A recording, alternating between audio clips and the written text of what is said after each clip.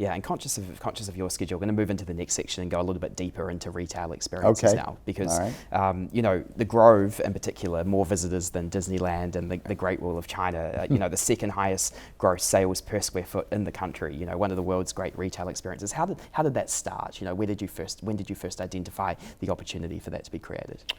I identified it. We were finishing up a project in Calabasas, and I heard of the opportunity next to the farmers market. I've always been a fan of the farmers market because I love history and I love the city, as I said. And the market is one of the few historic landmarks in the city of Los Angeles with a great history to it. So I was drawn to it from that standpoint.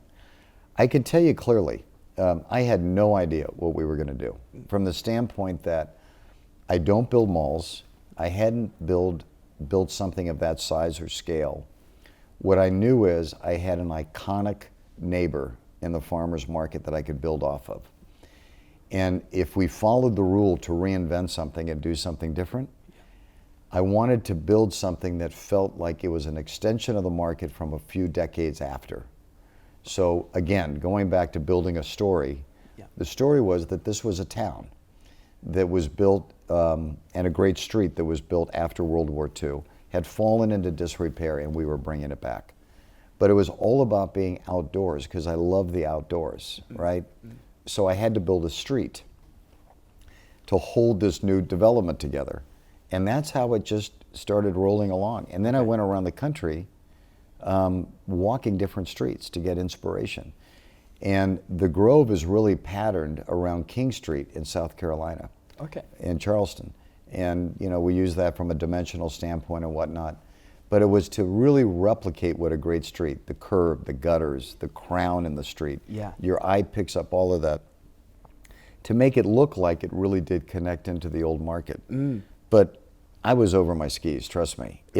It came together in a magical way. My team did an incredible job. But it was so immediately accepted by the community.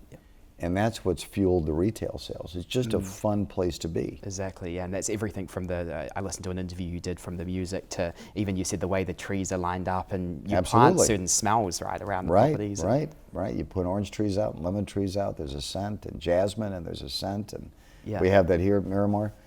But if you build something, again, go back to the original premise, you build something where people can come and have fun, of course that's where they're going to shop. Of course that's where they're going to go eat, right? People spend money when they feel good, right? Of course. You have to transport them to a better place in time. It's really not a complicated formula.